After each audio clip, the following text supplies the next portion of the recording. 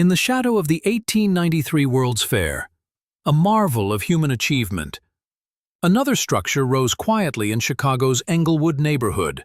Unlike the fair's grand halls and glowing lights, this building held secrets.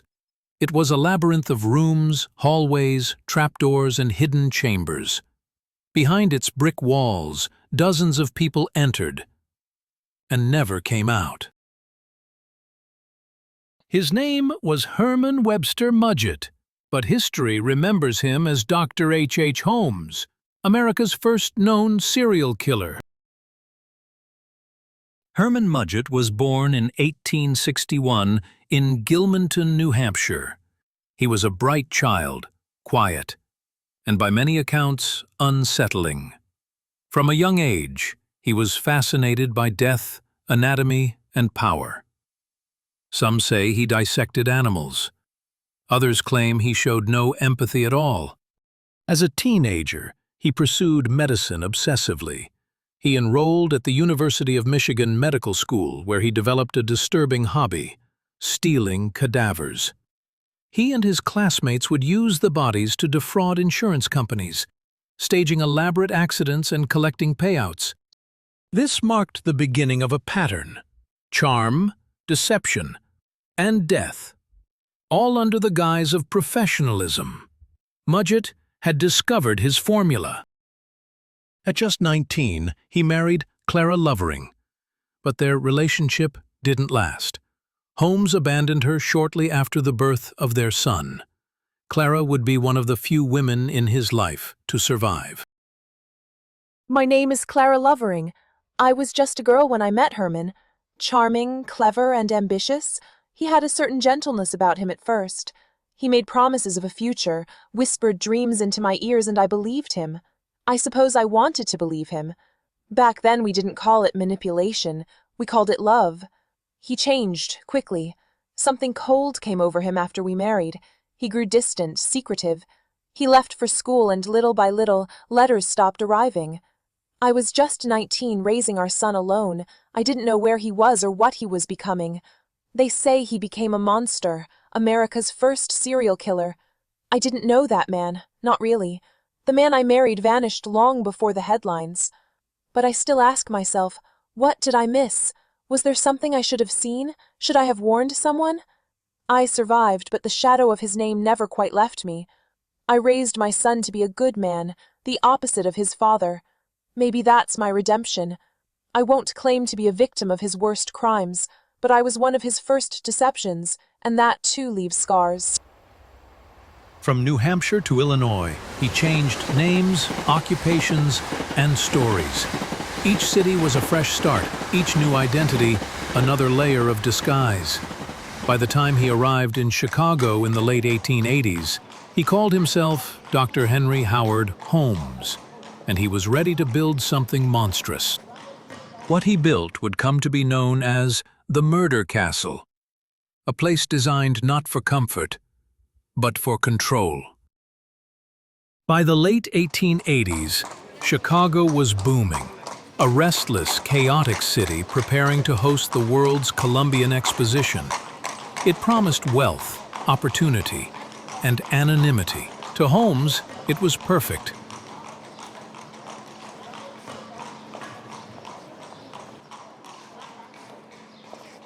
In 1887, he settled in the Englewood neighborhood, working as a pharmacist.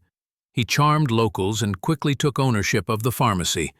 Under mysterious circumstances, the original owner's wife disappeared and was never seen again.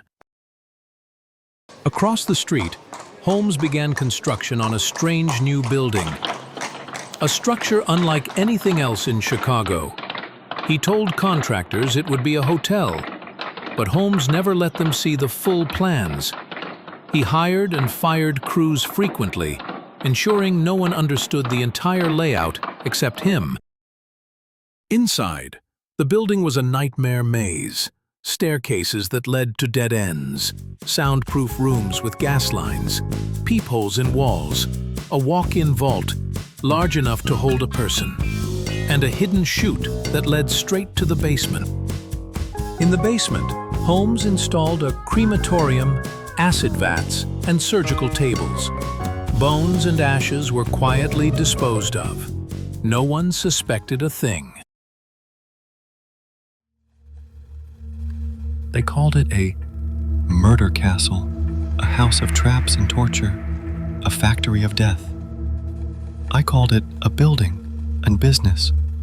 It had rooms like any building, some locked, some not, vaults for storage, chutes for convenience. I employed workers, rented out offices, ran a drugstore. Hardly the work of a madman. But the newspapers, they needed a story. A labyrinth of horror. Gas chambers, acid pits, iron maidens. It made good reading. People see what they want to see. They wanted a monster, so they built me a castle. By 1893, the World's Fair drew over 27 million people to Chicago. Tourists, workers, and young women flooded the city, many looking for lodging and employment. Holmes welcomed them all, right into his castle. He offered jobs and rooms to single women, often under one condition. They must name him as their life insurance beneficiary. Most agreed. They never suspected that Holmes had no plans to keep them alive. Meanwhile, Holmes courted multiple women, marrying several, without ever divorcing the previous. His charm was undeniable. He seemed wealthy, well-educated, a true gentleman. But behind the mask was a man crafting a perfect system of murder and fraud. He wasn't alone. Patrick Quinlan, the castle's janitor and caretaker, lived on site. He claimed to hear strange sounds, but said nothing. Others came and went. No one dared to ask questions. Over the next several months, women vanished without a trace.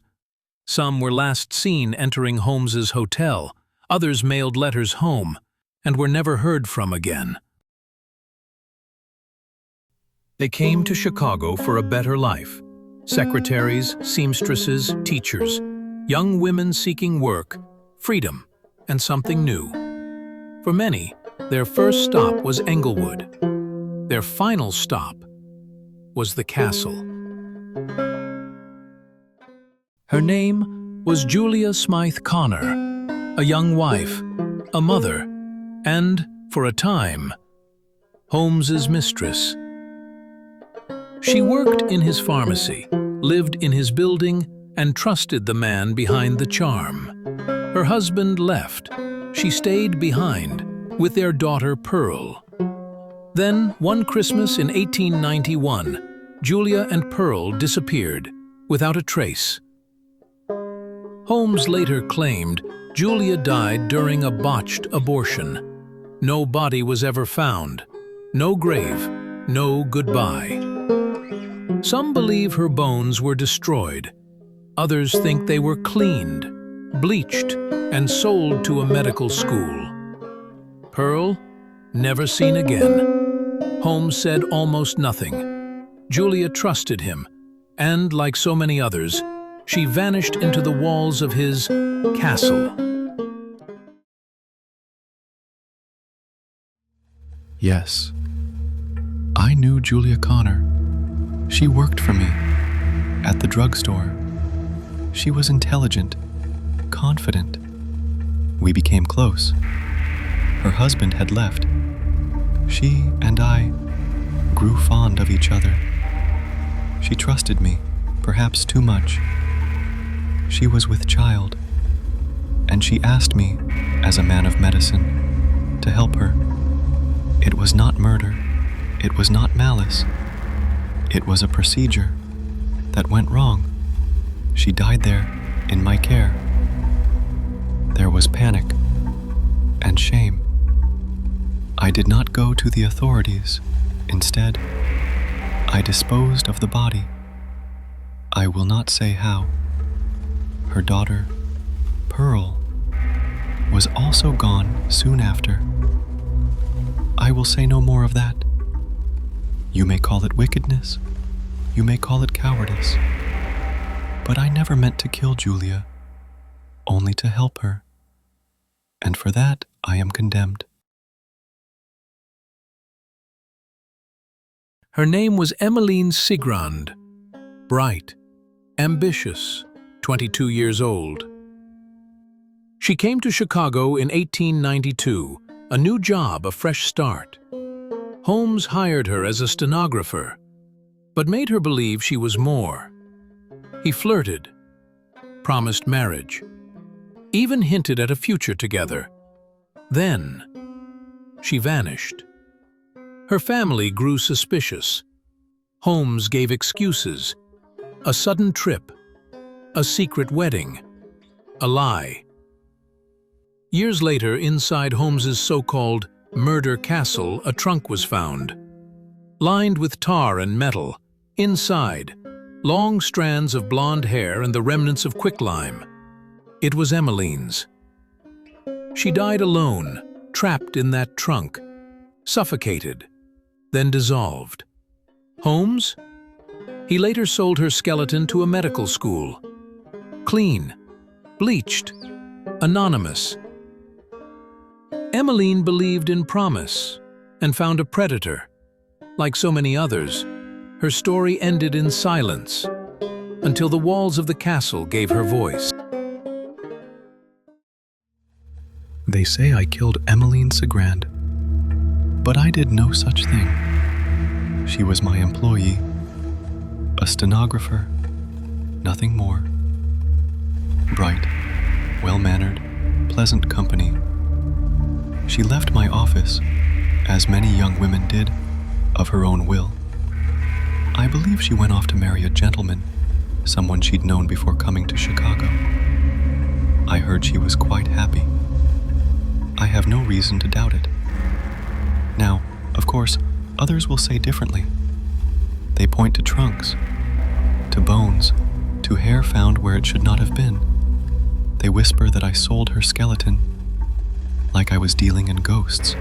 But the truth, there are many bones in this world, and not all of them belong to those you expect. If Emmeline is gone, then I am sorry for it, but I had no hand in her death. That is all I will say. They were sisters, inseparable in youth, and bound by blood. Minnie Williams, ambitious, educated, resourceful. She once performed on the stage, but off it she played another role, the perfect mark. She had property, money, and a longing to be loved. Then came Holmes. He offered her flattery, promises of marriage, and in time, he got what he wanted. Minnie signed over her deed, her trust, her life. But Minnie had a sister, Annie Williams. She came to Chicago, maybe for a visit, maybe to check on Minnie, maybe just to see the city. But whatever the reason, she walked into the castle, and she never walked out. Annie was a threat, a witness, a loose end. And Holmes didn't leave loose ends. The sisters were last seen together, inside the castle. After that, nothing. No funeral, no grave, no goodbye. Just a signature in a hotel registry, written in Annie's hand, after she was likely already dead. 2 women, gone, because they trusted the wrong man. A man who wore civility like a mask. And behind that mask was a monster.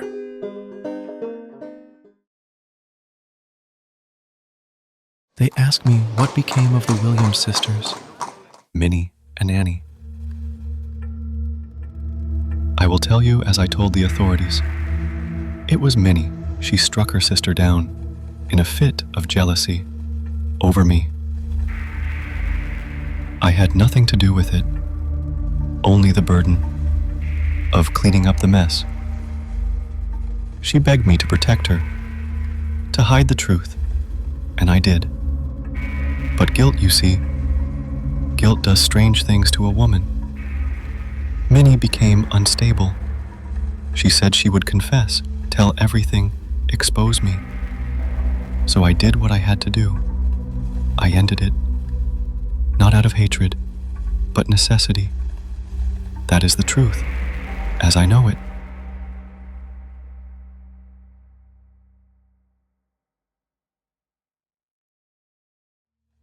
It began with insurance. Simple, clean, no blood. And a man takes out a policy. Then a body turns up, burned, broken, impossible to identify. But the paperwork is perfect. The payout arrives. Everyone's satisfied, except the dead man. And he was never really there. I knew how to find bodies. Cadavers. Fresh or not, it didn't matter. Hospitals lost track. Paupers died alone. I just made use of what others discarded. Sometimes I paid a man to vanish and gave the company a corpse. Other times, I had to be more involved. But I never killed for it, not at first. The key was the death certificate, the signature, the dates, the location. Once that was right, the rest followed. People think murder is where the money is. They're wrong. Murder is messy. But insurance? Insurance is clean.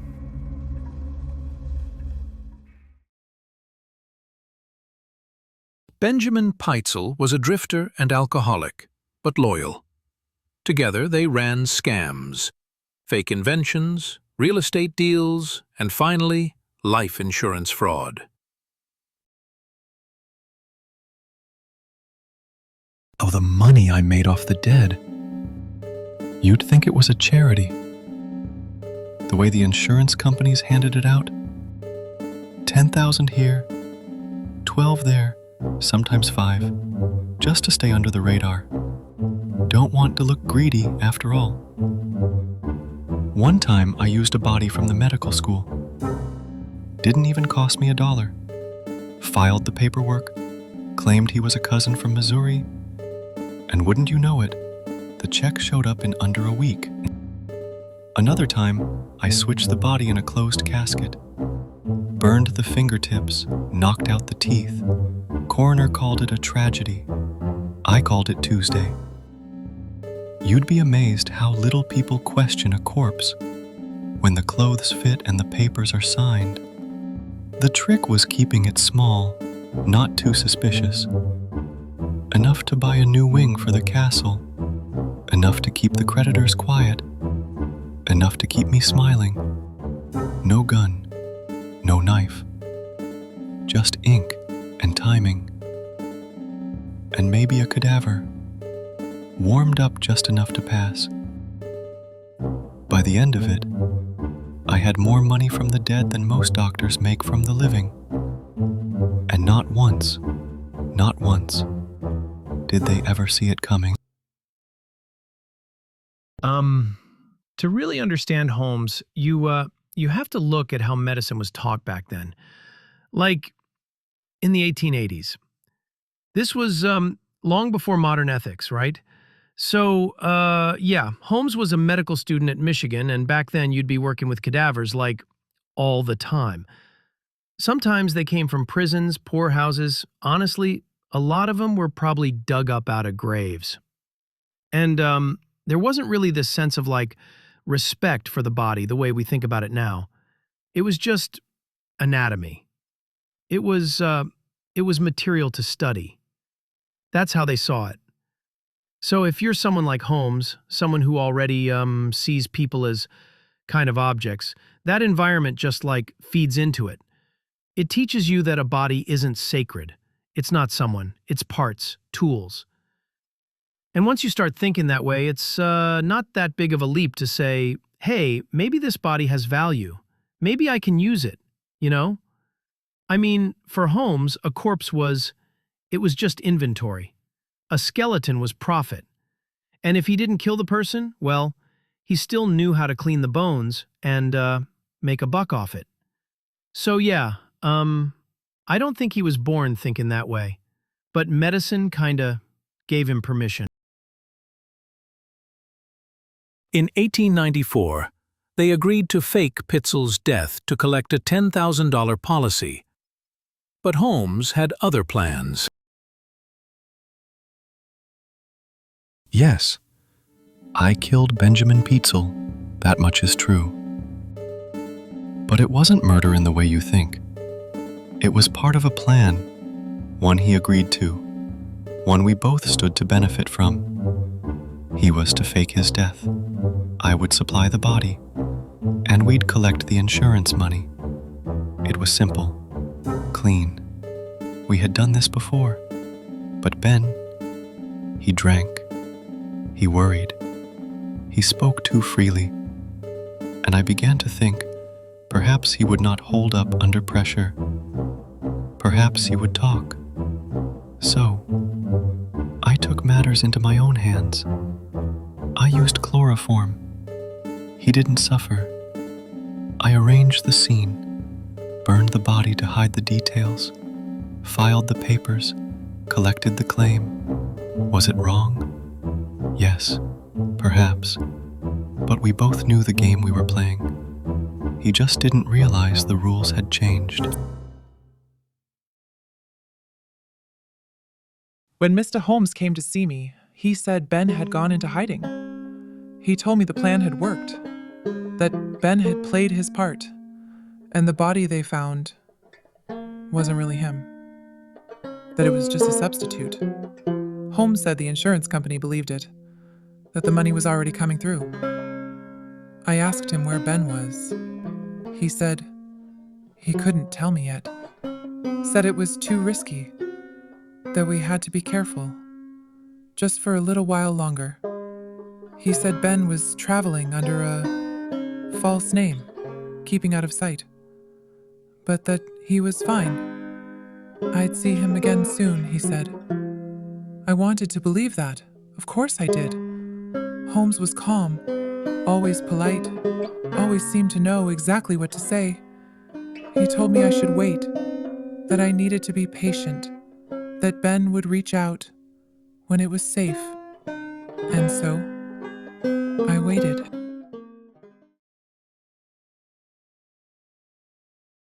He contacted Pitezel's widow, Carrie, and convinced her to let him take 3 of the children on a cross-country trip, claiming he would reunite them with their father in secret. She agreed, unaware her husband was already dead.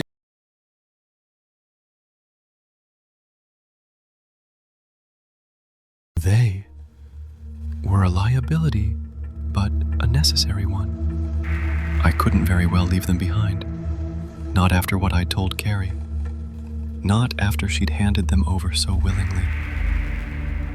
And once I had them, well, I had to keep moving. City to city, train to train, a different name at every stop. You'd be amazed how trusting people are, especially when they see children in tow. They made me look like a family man, respectable, unassuming. And as long as they were with me, Carrie stayed calm. Didn't ask too many questions. Didn't go running to the police. It bought me time. Time to move the money, tie up the loose ends, finish what I started. But they were asking questions, too many. And I was running out of cities.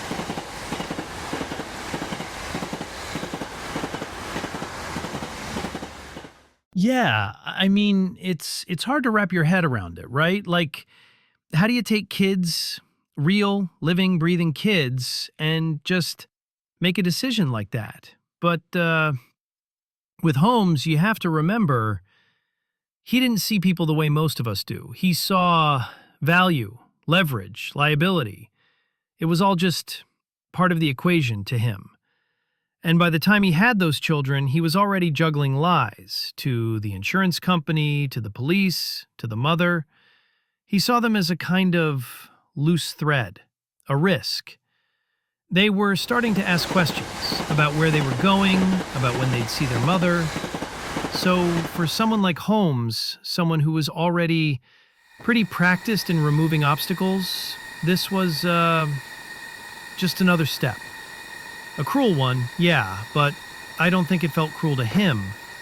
I think it was more like he was just taking care of a problem. Cold, calculated, completely absent of empathy. And, well, he probably slept fine afterwards. Over the following weeks, Holmes moved the children from city to city, using different aliases and changing hotels. He wrote to Carrie regularly to maintain her trust, but back in Chicago, she was growing suspicious. At first, I believed everything he told me. Ben was alive. The children were safe. Always an explanation. Always calm. Always so sure of himself. But after a while, things stopped adding up. He promised I'd see Ben soon, but there were always delays. Always some reason I couldn't go yet. And the letters from Alice, they didn't sound quite right. Not like her. The spelling, phrasing, it all felt off, like someone trying to sound like a child. And Holmes, he started getting harder to find. He changed hotels often. Why would he do that? Missed meetings. His stories started to become contradictory. I began to ask questions. Where were they? Really? Why couldn't I speak to them? He'd just smile. It was all for their safety, he would say. A mother knows. I could feel something was wrong. I just didn't know how bad it was.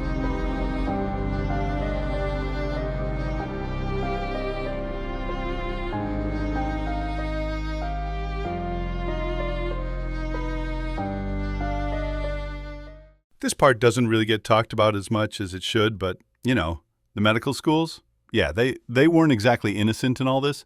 Holmes, he didn't just dig graves and disappear bodies for no reason. He was making money off them. And the people buying, a lot of times, it was schools, legit ones. One guy that shows up a lot is Professor William Nagel. Doc Nagel, they called him. He taught anatomy over at Hahnemann Medical College in Chicago. And Holmes had this connection to him. He'd bring in skeletons, clean, wired, perfect for display. And Nagel, well, he either didn't ask where they came from, or he knew and just didn't care. Holmes actually said later on that Nagel helped him sell the skeletons. Like, he didn't just take them, he moved them along to other schools, other buyers. And back then, this is important, cadavers were really hard to come by legally. So there was this quiet acceptance, I guess, like nobody wanted to know too much. And Holmes, he had the right background. He'd studied medicine, he knew how to prep a body, how to bleach bones, articulate joints. He could make it all look completely legit. So did Nagel know where the bodies came from?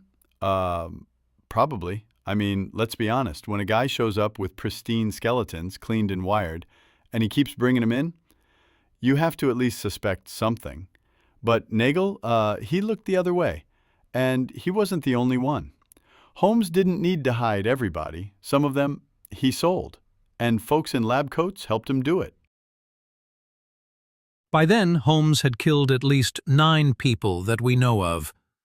But the real number may never be known. Some say he murdered 27. Others believe it could be over 100. It wouldn't be long before authorities caught up with him. But by then, the castle had claimed its victims. Its halls had gone quiet. In 1894, H. Holmes was on the move. He crisscrossed the country under aliases, traveling from city to city, hiding secrets at every stop. But this time, someone was following him. Detective Frank Geyer of the Philadelphia Police was assigned to a strange missing persons case. 3 children, Alice, Nellie, and Howard Pitezel, had vanished while in the custody of a man claiming to be their father's associate. That man was Holmes. So, the case comes across my desk, and at that point, yeah, Benjamin Pitezel was already dead. It was reported as an accident, some kind of explosion at a little patent office out in Philadelphia. Seemed like one of those strange, unfortunate things you see once in a while. But something about it didn't sit right. The insurance folks, they were already raising flags. And then Holmes' name starts popping up and, well, that was enough for us to take a harder look. But see, I wasn't brought in for the death, not directly. What got my attention was the kids. Alice, Nellie, little Howard, they were gone. Just gone. And Holmes, he was the last person seen with them. I went to speak with Mrs. Pitezel, Carrie. She looked like she hadn't slept in days. She was anxious, but still holding on to something. Hope, maybe. She told me Holmes said the kids were safe, that he was moving them around, keeping them out of sight, said he was protecting them, boarding schools, private homes, different cities. And she believed him.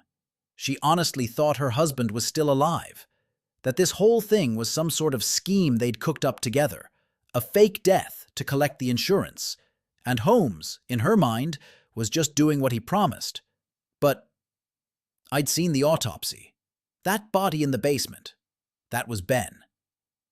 And no, it wasn't an accident. That man had been drugged, chloroformed, burned after. That was murder. I didn't have the heart to tell her, not right away. She was already hanging by a thread, just trying to hold herself together. What stuck with me most was the trust. She trusted Holmes, completely. Even after all that, her husband gone, her kids scattered, she believed Holmes was helping her. That's when I knew I wasn't chasing a con man. No, this wasn't just about money or fraud. I was chasing someone who could lie and smile while doing it, who could look you in the eye and take everything from you without flinching. My job from that point on was simple, at least on paper. I had to find those kids. Just find the trail, follow it, see where Holmes had taken them. I didn't know where it would lead, but I had this feeling, deep down, that it wasn't going to end the way anyone hoped. The trail was cold, but Holmes had left behind just enough detail. In Toronto, Geyer found what he feared most: the bodies of Alice and Nellie Pitezel, hidden in the basement of a rented house. He was now hunting a killer. So, yeah, not long after I'd sat down with Mrs. Pitezel, after that first meeting, that's when I got word Holmes had been picked up. It was, Boston, November of '94. The Pinkertons got him there. He was, of course, traveling under one of his fake names, as usual. I think he had a trunk full of aliases by that point. But they got him, brought him in on the insurance fraud. Now, at the time, I don't think any of us, not even the guys working closest to it, really knew what we were holding on to. I mean, sure, we all knew he was a liar, a swindler. He was good at that, real good. But what stuck in my mind, what I just couldn't shake, was that those 3 kids, they were still gone. And Holmes, he wasn't saying a damn thing about where they were. I remember thinking, you can fake a policy, fine, that's one kind of crime. But when a man takes off with 3 children, and weeks go by, and nobody hears from him, that's not fraud, that's something else. So I started digging. I started looking at where he'd gone after Philly.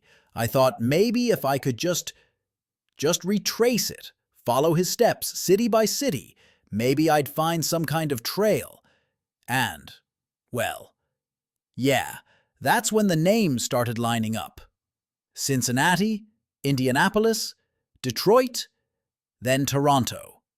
He was moving fast, and he was smart about it, I'll give him that. Different names, different hotels, always just enough to leave a trace, but not enough to nail anything down. It was like he knew someone would come looking, like he was staying one step ahead of me, of all of us. But I don't know, I had this feeling, just in my gut, that if I stayed on it, if I didn't let go of the thread, I'd find the truth. I didn't know what that truth was going to be, not yet, but I had a bad feeling, real bad. And Holmes? He's sitting in custody, like nothing's wrong. Calm, collected, talking circles around everyone, like he's not the least bit worried about those children, not even pretending to care. And that told me a lot. I couldn't say anything for sure, not right then. But in my gut, I knew we weren't going to find those kids sitting in a boarding school somewhere. Not with the kind of trail Holmes had been leaving behind. Gentlemen, let me begin by assuring you, I have done nothing to warrant the intensity of your suspicion. The matter of Mr. Pitezel's death, tragic as it is, was, as I have already stated, an unfortunate accident. He and I were engaged in a legitimate business arrangement, one that involved a policy of insurance. He was, I assure you, a willing participant in that enterprise. The details of what occurred in Philadelphia were and remain entirely misunderstood. I have been traveling, yes, but only for reasons of business.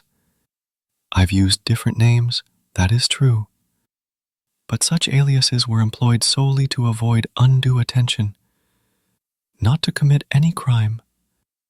My affairs are complex, gentlemen. I am, by all accounts, a man of enterprise. I have held interests in several ventures across the United States and Canada. As for the children, the Pitezel children, I have nothing to hide. I took it upon myself to care for them during a difficult time. Their mother, Mrs. Pitezel, entrusted them to me, which, I should think, says something of my character. They are, as far as I know, safe. I arranged for them to stay with acquaintances, boarding homes, respectable places. I will, of course, be happy to supply you with those addresses once I return to my belongings. I understand, truly, that your profession compels you to be suspicious, but I assure you, you will find I have broken no law. I have not harmed those children. I have only acted in their interest. In time, all of this will be made clear, and I trust that my good name will be restored. At first, Holmes flatly denied every accusation, insisting he was no murderer at all. But then, with a strange calm, he admitted, I was born with the devil in me. I could not help the fact that I was a murderer. No more than a poet can help the inspiration to sing. Back in Chicago, police began searching the castle. What they found defied belief.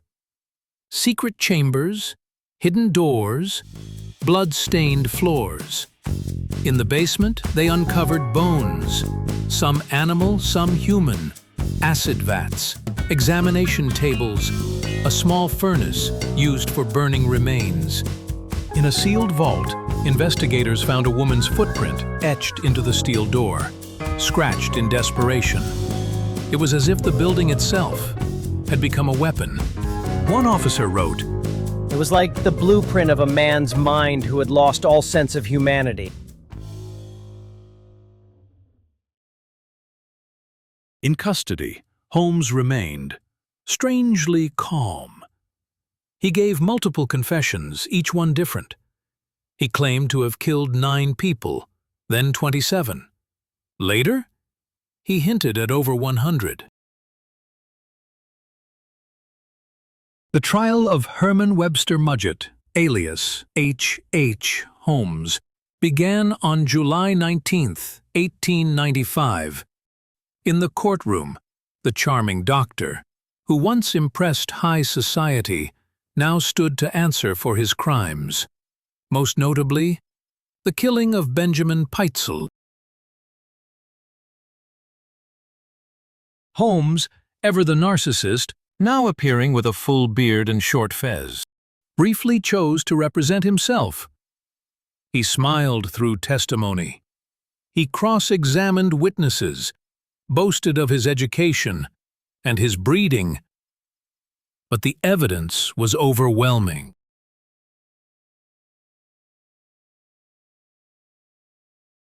My name is Samuel P. Rotan. I had the peculiar distinction of serving as counsel to Mr. Herman W. Mudgett, better known to the public, of course, as Dr. H. Holmes. When I first met the man, I found him to be unusually composed, articulate, measured. He was not what one might expect of an individual standing before the Commonwealth on such charges. He spoke in full paragraphs, often with the conviction of someone quite certain of his own intelligence. Representing him was no simple task. He had, at times, dismissed our services. At other moments, he took the floor himself, eager to conduct his own defense, as if the courtroom were a stage, and he, its featured speaker. But when the gravity of the proceedings returned to him, as it always did, he called us back. We made every effort to ensure his rights were upheld, to question the evidence, and to remind the jury that doubt, even the smallest measure of it, should weigh heavily in their deliberation. The jury deliberated for a brief time, remarkably brief, I must admit. The verdict was reached in little more than an hour. Guilty. I will not pretend surprise. The case was tried before the public as much as it was in the court. And Holmes, whether by calculation or nature, did little to endear himself to those who would judge him. The outcome, while inevitable, left me reflecting less on the verdict itself and more on the man. In all my years at the bar, I have seldom encountered a defendant who seemed so entirely untroubled. Even as the sentence was passed, he stood calm, curious almost. I defended him to the best of my ability. That is my duty. But I would be dishonest if I claimed to have ever fully understood the man behind the defense table. After the trial kicked off, Holmes actually, he had lawyers. He did. Samuel Rotan and William Shoemaker were on his defense team. But the thing is, he didn't really trust anyone but himself. At one point, he even dismissed them and said he'd defend himself, which is, usually a terrible idea. But Holmes, he thought he was, the smartest guy in the room, always. And, he was clever, super articulate, real composed, but also just completely out of touch with how serious everything had gotten, He would talk to the jury like he was giving a lecture or something. He wasn't panicked. He wasn't, apologizing or making any emotional plea. He was just building this weird sort of persona. So even though he brought his lawyers back eventually, they came back. The damage was kind of already done. The jury was out for barely over an hour, and that was that. And then after the conviction, and this is where the whole myth-making part kicks in, he starts leaning into the notoriety, publishes that book, Holmes's Own Story, which is full of half-truths and contradictions and just total nonsense in places, but people ate it up. And I think that's when the myth of Holmes as this mastermind really took off. The trial didn't humble him at all. If anything, it kind of gave him a bigger audience. Holmes' nerve did not desert him at the end, and on the scaffold he showed remarkable coolness. In a few words, he proclaimed his innocence of any murder, including that for which he was convicted and hanged. His exact words, "Gentlemen, I have very few words to say. In fact, I would make no remarks at this time, except that, by my not speaking, I would appear to acquiesce in my execution.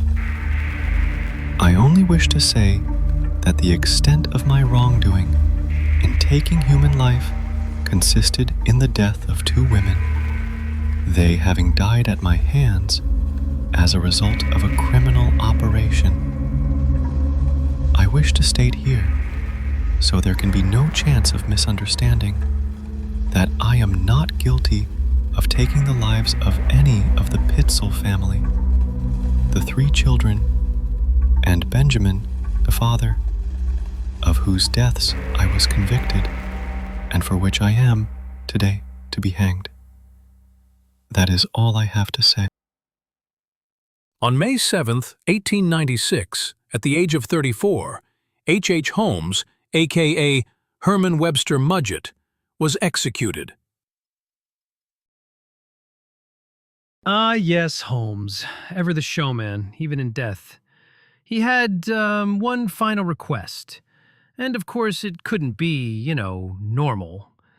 No, he wanted to be buried 10 feet underground. Not 6, mind you, 10. As if the extra 4 feet would somehow confuse your average ghoul with a shovel. And just to make sure no one got, creative, he insisted on a coffin sealed in cement. Solid stuff. Like he was trying to outsmart the afterlife with concrete. Why? Well, get this. He was terrified of grave robbers. Grave robbers.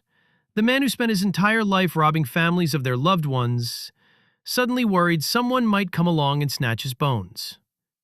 Irony, must have been his parting gift. Shortly after his death, the murder castle caught fire under suspicious circumstances. Many believed someone wanted to destroy what remained, or bury what had not yet been discovered. Over the years, Holmes's story became legend, retold in books, films, and television. Some called him America's first serial killer. Others dubbed him the Beast of Chicago. Today, the spot where the murder castle once stood is home to a U.S. post office. Workers there have reported strange noises, unexplained chills. Whether haunted by ghosts or memory, the ground remains unsettled. Holmes once said, and I kid you not, that he felt, no remorse. None. Zilch. Said he was, born different. Like that somehow explains the body count. He claimed he killed because he could. Not for money, not for love, just because it was there. Like murder was some kind of hobby. Stamp collecting, but with people. Was he a madman? Maybe. A monster? Sure. A myth maker even? Absolutely. The guy practically wrote his own legend on the way to the noose. But the thing is, after all of it, the lies, the trials, the castle full of secrets, he left behind, way more questions than answers. Which I guess was kind of his style. Right to the end.